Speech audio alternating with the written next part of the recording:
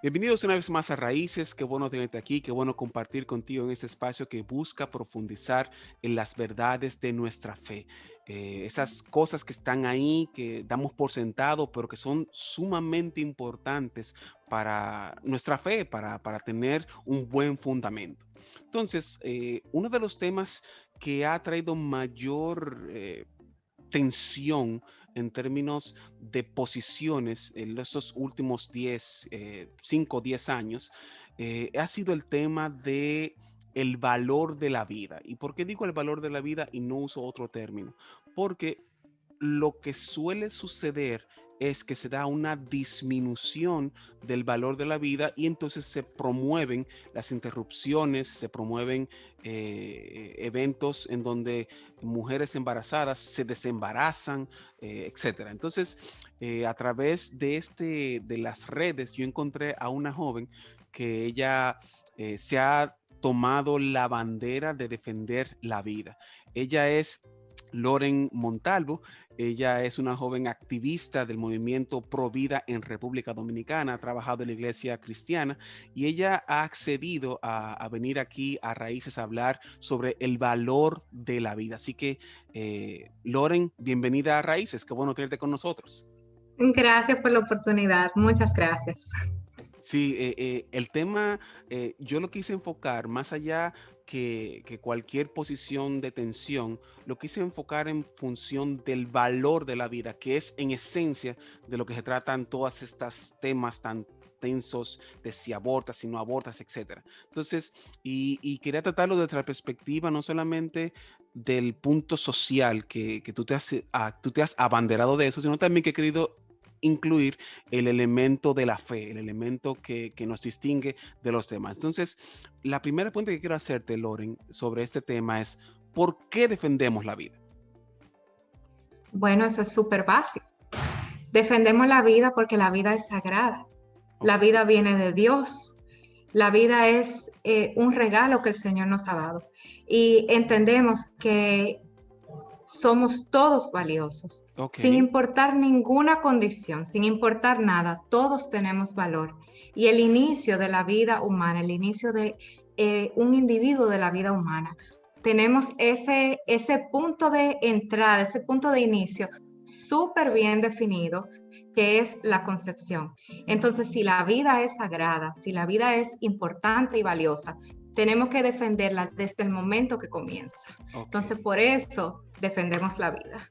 Ok, pero ¿cómo pudiéramos entonces valorar la vida desde la perspectiva bíblica? Porque ese discurso que tú acabas de decir, aunque tú mencionaste a Dios, es un discurso que pudiera utilizar cualquier otra persona y eliminar a Dios de la escena. ¿Cómo pudiéramos valorar la vida desde la perspectiva de la Biblia?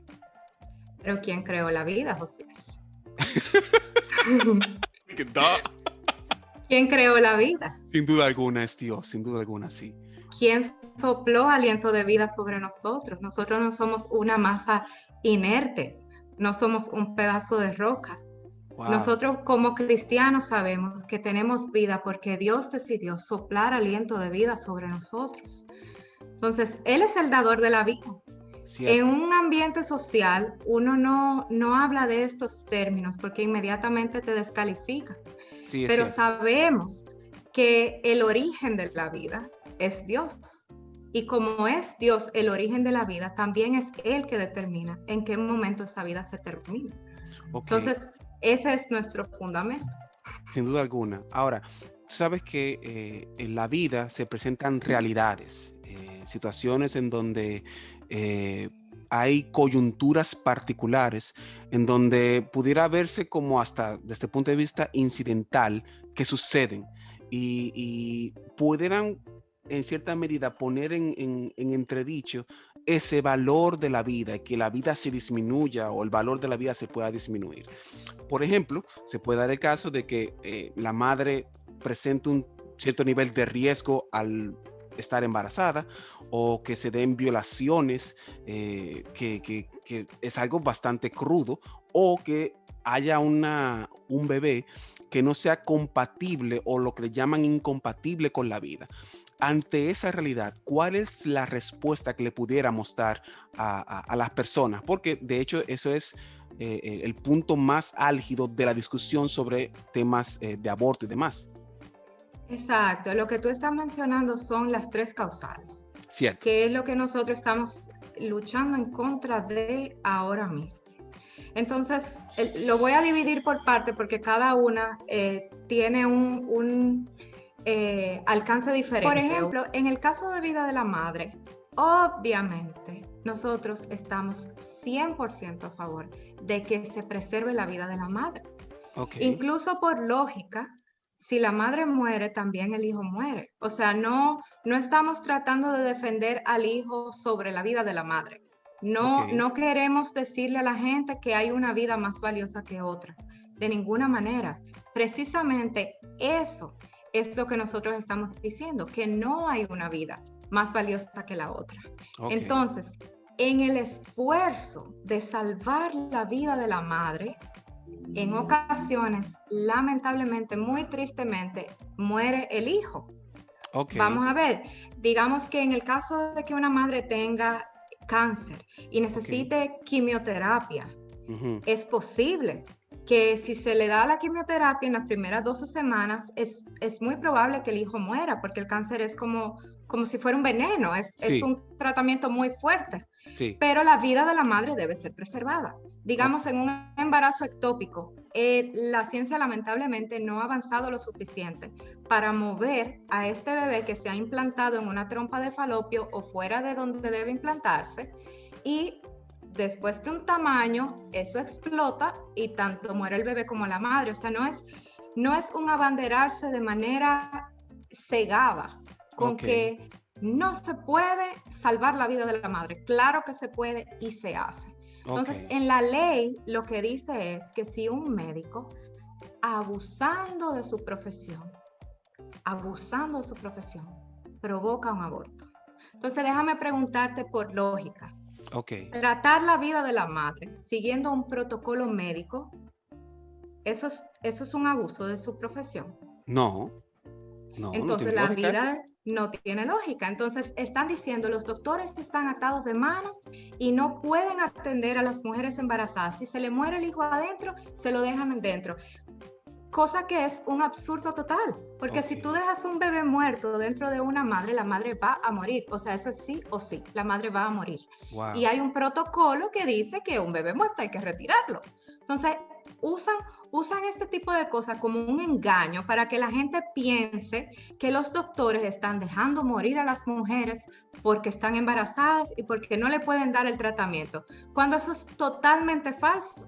Seguir un protocolo médico que salva una vida no es un abuso de su profesión. Hay excepciones en donde hay que, digamos que elegir entre una de las dos, de los dos, de la madre o el bebé. Y cuando tú lo que planteas es que se agote el proceso de salvar las dos realidades. Y si acaso en una de esas, si acaso en ese proceso muere el bebé, ahí no hay problema, ¿cierto? Exactamente, Ok. pero voy a ir con algunas cositas que dijiste para aclarar. Ok. Hay una serie de recursos que se agotan Ok. en el que el doctor hace el intento de salvar a las dos vidas. Ok. Entonces, cuando esto se agota, luego de ciertas semanas, vamos a decir, llega la semana 21, Ujú. y se da cuenta el doctor de que la mujer no va a poder continuar con ese embarazo, lo que procede es desembarazarla, o sea, Ok. un parto prematuro, en el que Oh. lo más probable es que el bebé no vaya a sobrevivir porque está muy pequeñito, Pero pero mira, se le pero dan... escúchame, Ujú, perdóname, que ahora tú sí. te acabas de decir algo sumamente importante que quizás pueda dar más luz. Lo que se da es un embarazo prematuro, no una terminación de la vida, sino un embarazo, es como que se induce a que la mujer para, ¿cierto? Exactamente. Ok, Y hay bebés que han sobrevivido hasta con 21 semanas de gestación. wow, Eso es un bebecito de este tamaño. Wow. un pedacito Sí, sí, chiquitico. sí, sí. Es increíble. Yo vi la noticia de una niña que se hizo muy famosa, este caso específico, y ya la niña tiene creo que 6 años, y es una niña hermosa, a Wow. la que no se le mató, sino que se le trajo al mundo, se le sacó, se hizo un parto prematuro y se le trató como a un ser humano. Hay que darle a ese bebé el chance de que luche por su vida. Ok, perfecto. Oye, mira, eso es Y interesante porque la idea que pulula es que se dé el efecto de la ejecución y no lo de la inducción o provocar que se dé un embarazo prematuro, que quizás sea la palabra más adecuada, ¿cierto? un parto prematuro. Luego de las 20 semanas, Ok, lo que procede es un parto prematuro, muy prematuro y lamentablemente con poco chance de vida, ok, pero tratar a este bebé como un ser humano, ok. ayudarle a lidiar con el dolor, darle analgésicos, hacer lo que se pueda. Wow. Recientemente hablé con una doctora que me dice que ya más avanzado el embarazo, todavía no tenía 6 meses, tenía unas 27 semanas más o menos el embarazo.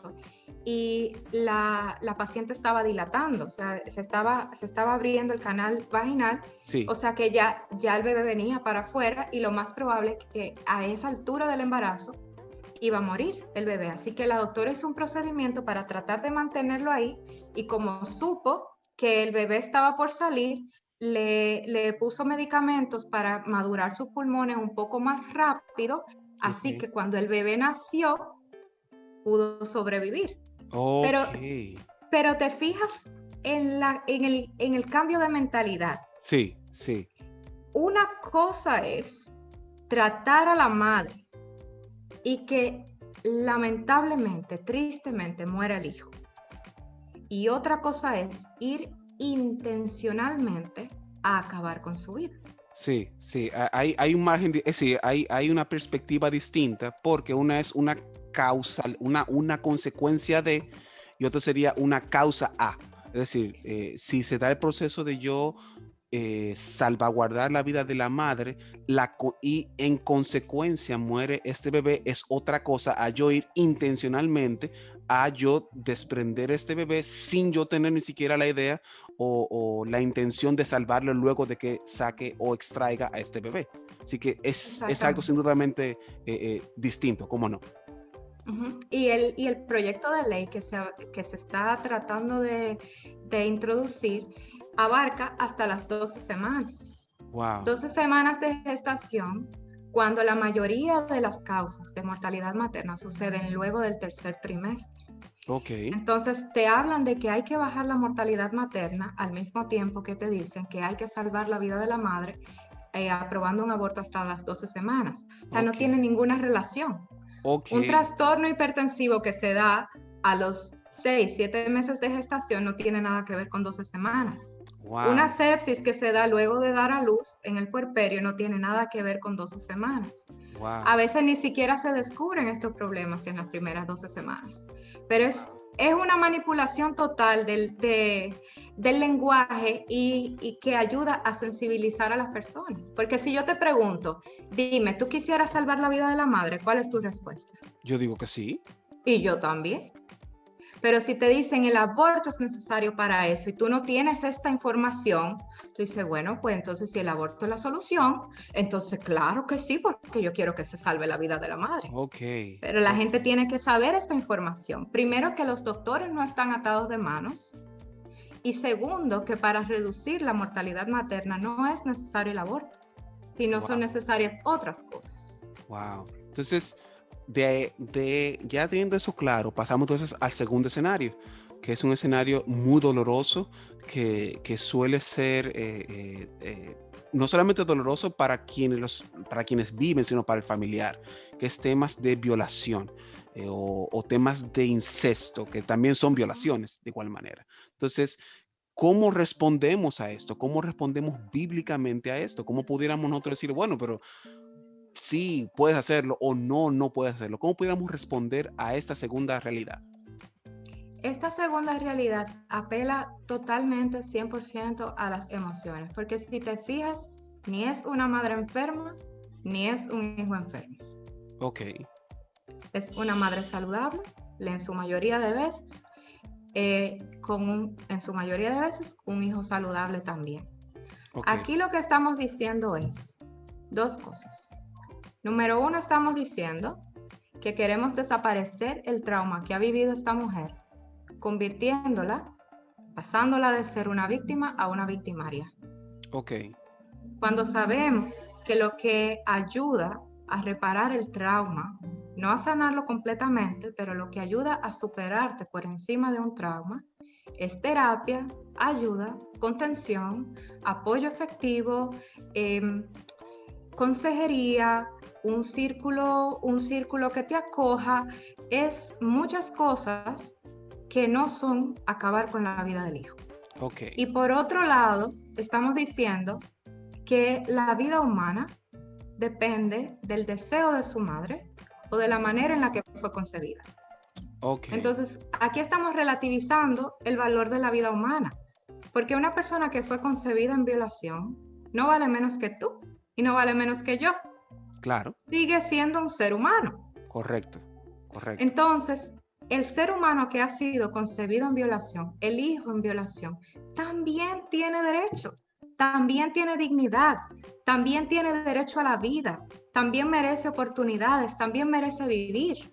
Wow, Entonces, por la manera en que fue concebido, yo no puedo decir que otra persona debe poder borrar toda su existencia. Eso es wow, discriminación en su máxima expresión. claro, claro. Pero, Entonces, por eso no estoy de acuerdo con que se elimine o que se dé la posibilidad de eliminar a los hijos solamente porque hayan sido concebidos en violación. ahora, el drama lo pudiéramos poner un poco más alto en términos del mismo escenario. Se dan temas particulares porque en última instancia una violación a una mujer adulta tiene una consecuencia o un impacto emocional distinto. Digo yo, no tengo cómo sustentarlo, pero asumo que debe ser distinto a una adolescente, una niña, el impacto que tiene este tipo de violaciones.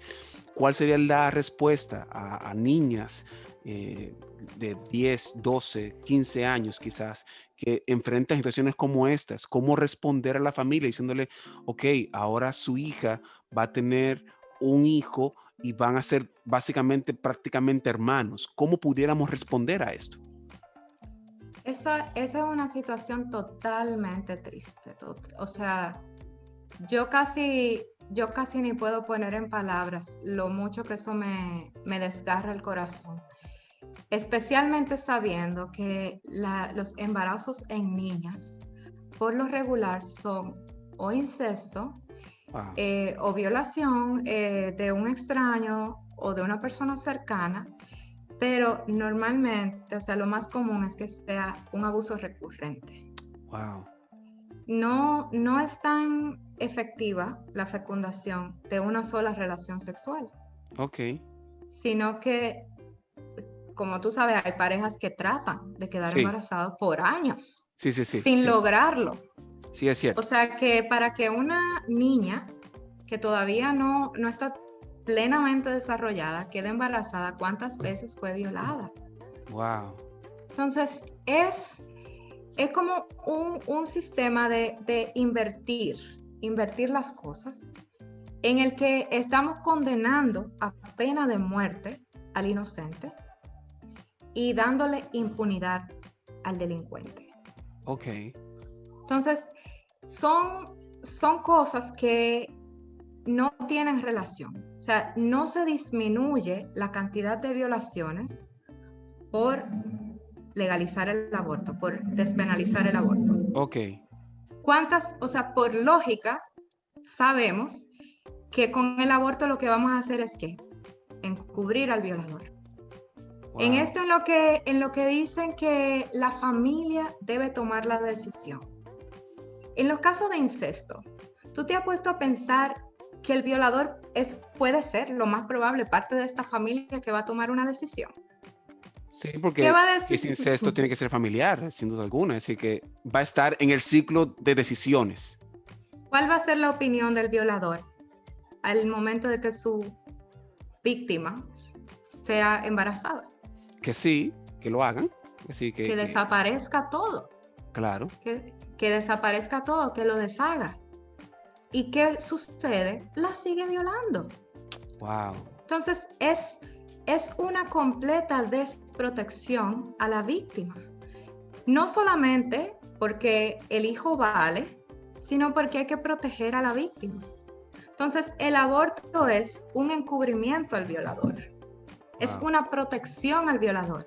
Yo hablaba con Mayra Rodríguez he hablado con ella en 2 ocasiones de este tema y siempre me choca de nuevo la historia que ella me cuenta de una niña en la que se descubrió el abuso de su padrastro cuando ella se rehusó a abortar otra vez.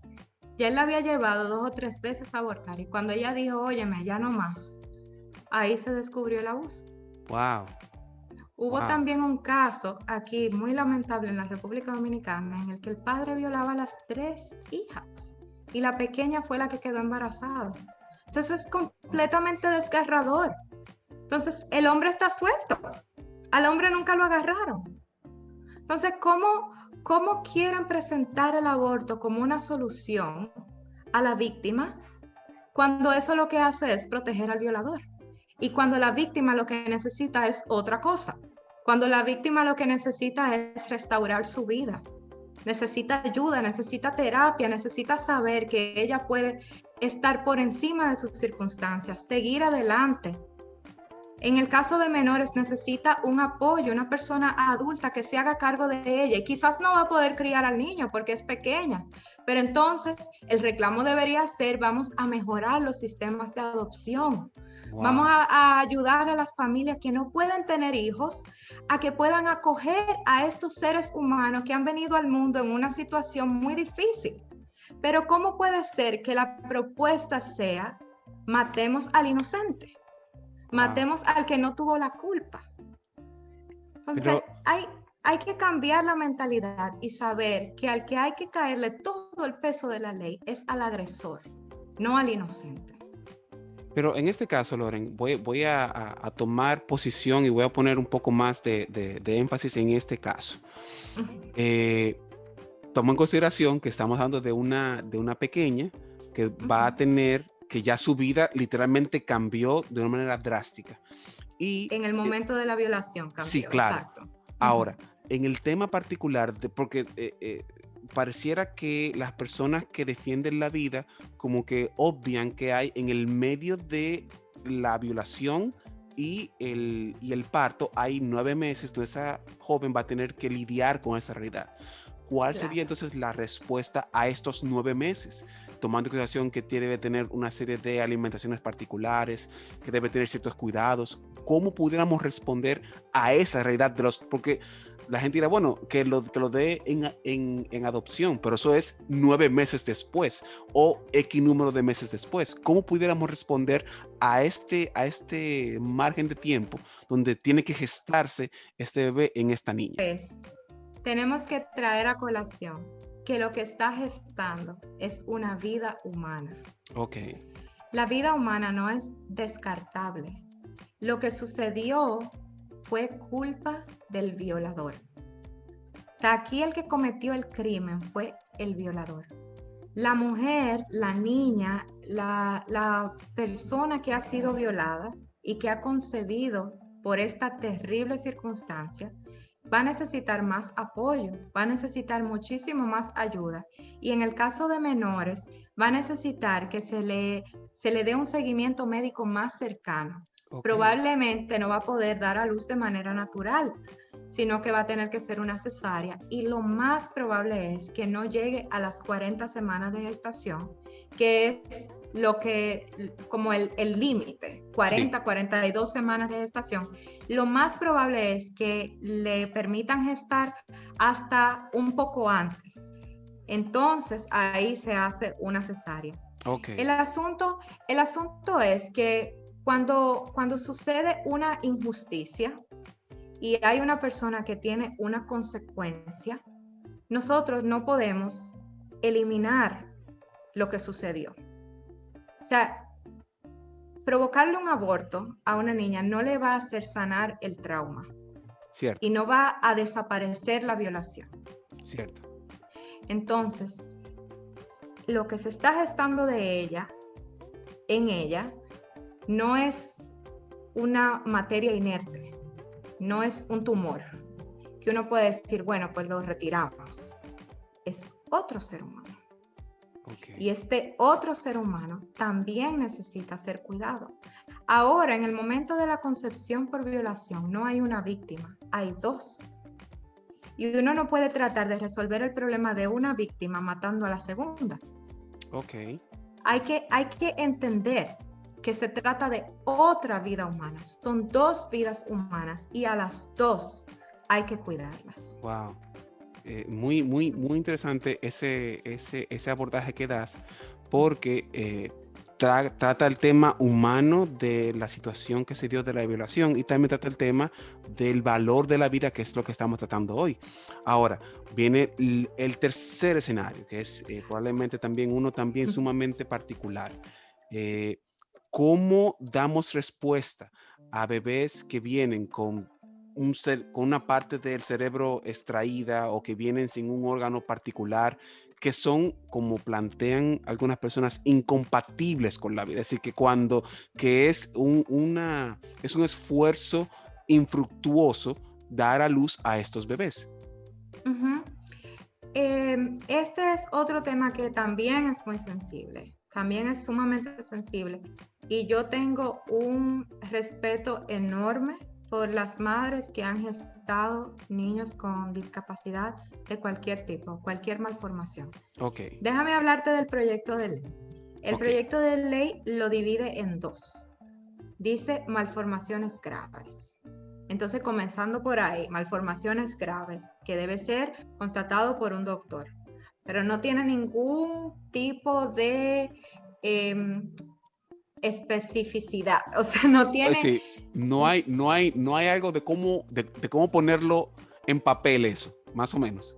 o sea, que es una malformación grave.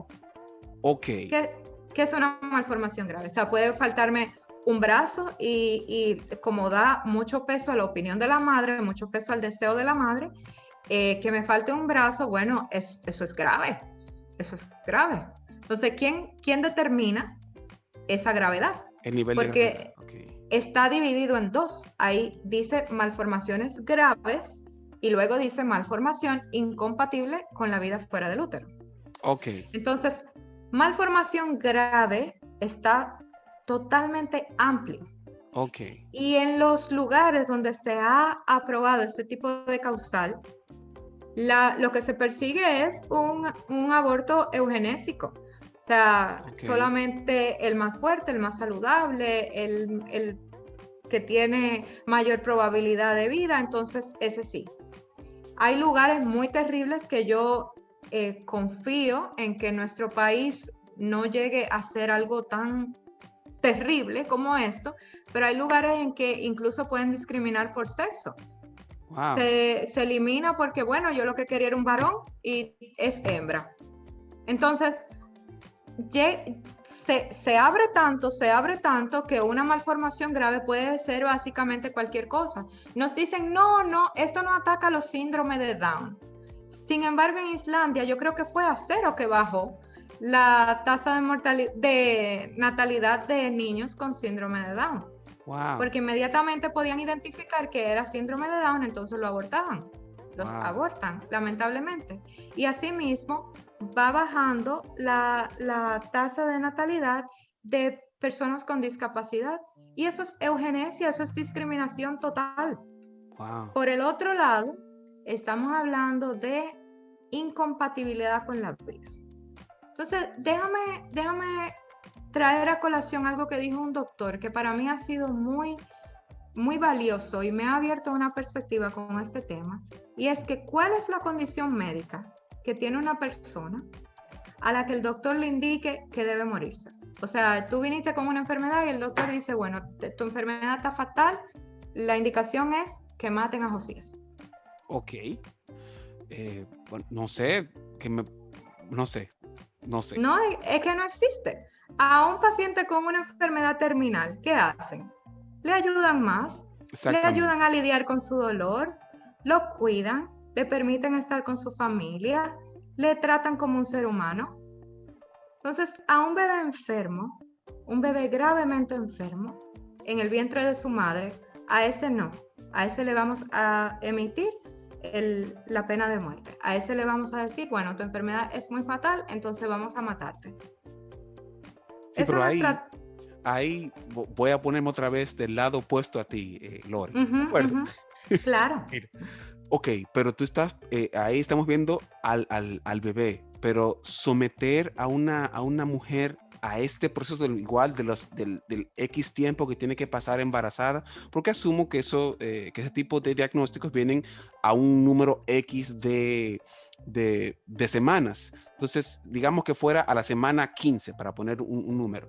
Estamos diciendo a esta mujer que va a tener que soportar 25 semanas, no, 25, sí, 25 semanas de saber que este bebé no va a ser fructífero en el sentido de que probablemente cuando nazca muera o muera literalmente dentro de la madre. ¿Qué respuesta le damos entonces? Por ahí dos cosas. Número uno, el proyecto de ley abarca hasta la semana 12. Ok, No es hasta la semana que sea que se descubra una malformación incompatible con la vida. ok, Por otro lado, los diagnósticos, incluso en las personas que ya han nacido, se pueden equivocar. ok, Y la ciencia es todavía menos exacta para los hijos en gestación. O ok, sea, estoy por subir un video, probablemente cuando este video salga ya lo habré subido, ok. de una madre que su hijo venía con 6 malformaciones. Una de Wow. ellas era el síndrome de Edwards. Ese es un síndrome en el que el hijo o dura un par de horas o lo máximo que dura con muchísimo esfuerzo es un año. Wow. ¿Y qué resulta? El hijo nació con el esófago desconectado del estómago. Es una condición muy grave, Sí, porque muy no puede grave. comer. No puede comer, pero es tratable.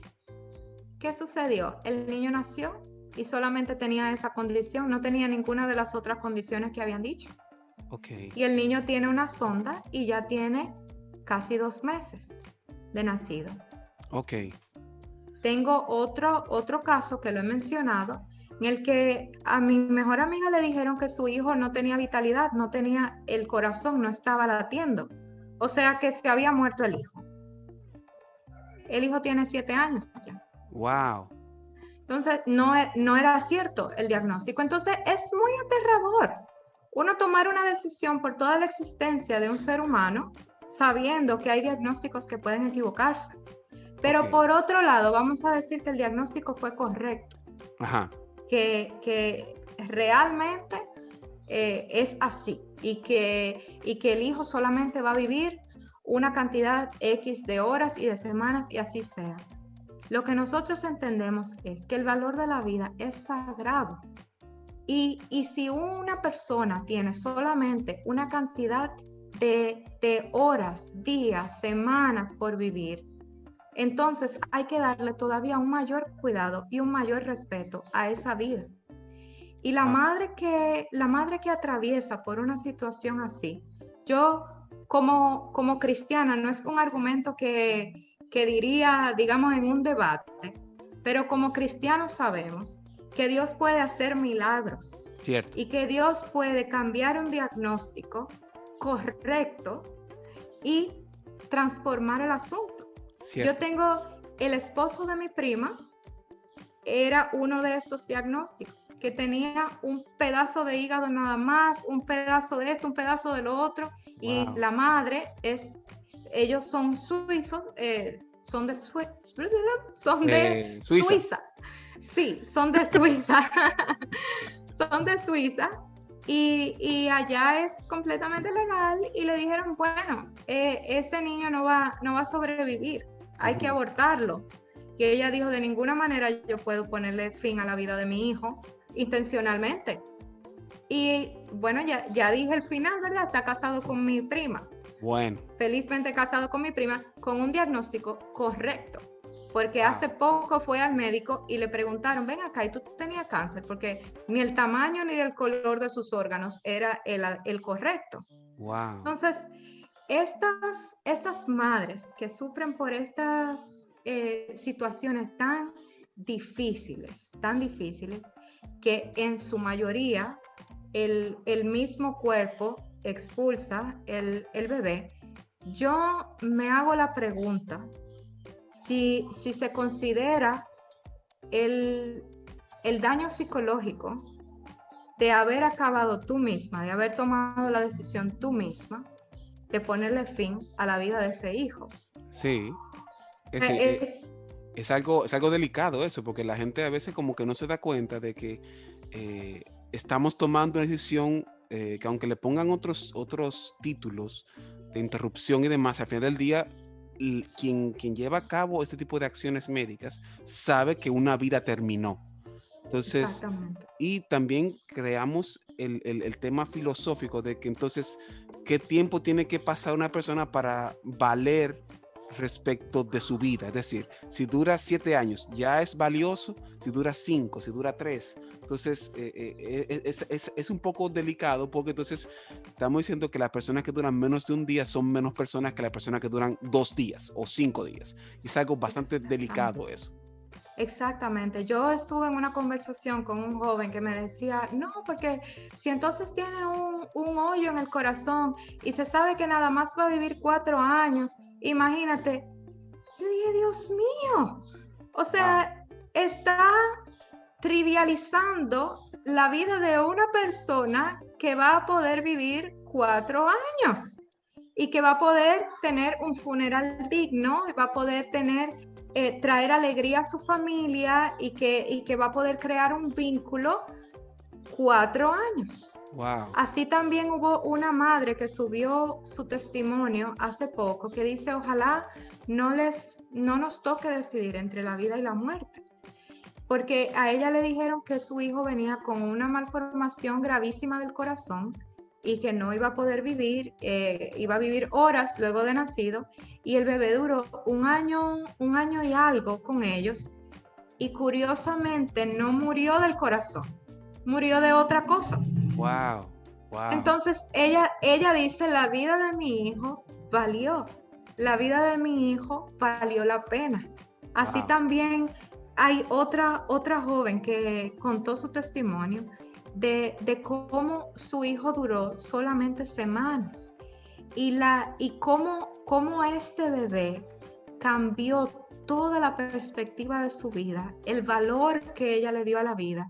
Y ella hizo un live que se llamó Honrando la vida de Nico, honrando la vida de su hijo. Para ella, la vida de su hijo, por corto que fue, es una honra.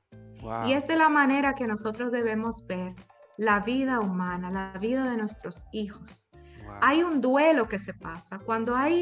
Yo no puedo pensar en algo más grande que perder la vida de un hijo. Hay un duelo que hay que pasar, hay un momento de dolor y de tristeza. Y solamente puedo imaginarme qué tanto puede subir este nivel de dolor y tristeza, el saber que la decisión de finalmente terminar con esa vida la tomaste tú.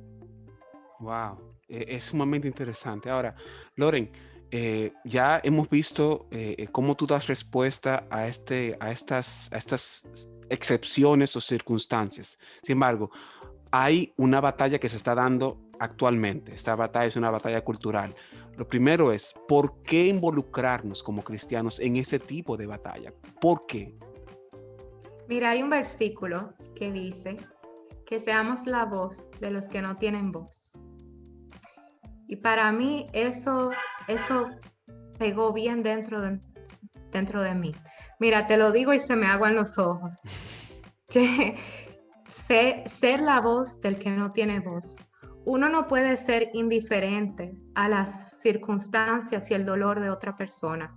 Yo he contado en otras ocasiones cómo yo vi que se anestesiaba a un bebé para poder hacerle una cirugía que salvaba su vida. Y eso me marcó tanto, tanto, como ese bebé lloraba dentro del útero. Y reflexioné, yo dije, wow, para abortarlo no lo anestesian. Wow. Para desmembrarlo, succionarlo y hacer esto tan cruel, inyectarle una solución salina al corazón, o sea, para nada de esto se le anestesia primero. Qué terrible eso, que ellos no puedan defenderse. Y uno no puede abrir la puerta en su país y quedarse de manera indiferente, porque eso no me afecta directamente. No importa que no te afecte directamente. Señor nos ha llamado a ser la voz de los que no tienen voz. El Señor nos ha llamado a pararnos en la brecha. De manera espiritual nos ha llamado a orar incluso por nuestros enemigos. El Señor no nos llama a vivir una vida pasiva, dejando que las cosas nos pasen por encima. Nos llama a dar la batalla. Y de la manera que la podamos dar, sea en redes sociales, sea en activismo, sea hablando con otros, hay que dar esa batalla. Wow. Y hay que defender lo que es correcto, defender lo que está en el corazón de Dios. Y Dios dice en otro versículo que es apreciada para Él la muerte de sus santos. Y eso también es muy valioso, porque sabemos que los bebés todavía no vienen inocentes, o sea, todavía no han tenido esa conciencia, y yo los meto en ese grupo. Para el Señor es preciada esta muerte, para el Señor es preciada esta injusticia, y por eso estamos aquí como cristianos, luchando esta batalla de la manera que sea que la podamos dar. Wow, es tocante, y uno a veces como que quiere evitar no llorar por la realidad que se está dando. Y algo que quizás pudiéramos tocar ahora, Loren, es cómo pudiéramos hacer entonces defensa de la vida con argumentos seculares que son los que nos abren las puertas, pero sin perder de vista la perspectiva bíblica. ¿Cómo pudiéramos evitar eliminar a Dios de la discusión, que eso también se puede dar? Tratando Claro. de nosotros defender, nos vamos tanto al tema secular, al tema científico, y dejamos de lado la razón por la cual defendemos la vida, que es, como tú dijiste al principio, porque Dios respiró en cada vida que existe ahora. ¿Cómo pudiéramos hacerlo esto? Claro, y para mí en este punto no es dejar a Dios de lado, porque sabemos la razón por la que estamos metidos en esto. Sabemos que estamos haciéndolo porque amamos a Dios y porque queremos hacer las cosas que están en su corazón. Pero uno debe ser sabio. Uno debe hacer como hizo Pablo: de al gentil me hice gentil, al griego me hice griego, al hebreo me hago hebreo, y como dijo un rapero por ahí, y hasta yo soy rapero para hablarle a los raperos, o sea, y es así. Claro. Y yo estoy totalmente de acuerdo con eso. A una persona sumamente intelectual se haría difícil llevarle el evangelio del Señor por medio del rap. Pero una persona que le encanta el rap y que esa sea la música que escuche, entonces sí. O sea, uno tiene que usar la plataforma que el Señor le ha dado y saber ser sabio.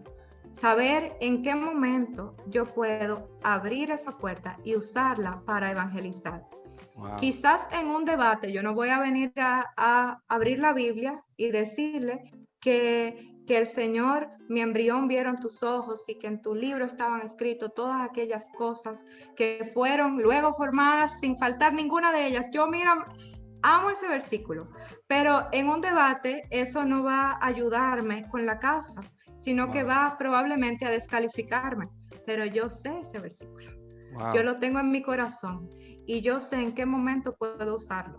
Mira, por ejemplo, Juan Luis Guerra. Él quizá no ha considerado meterse de manera llena en este activismo, pero desde su postura publicó ese versículo y todo el mundo entendió.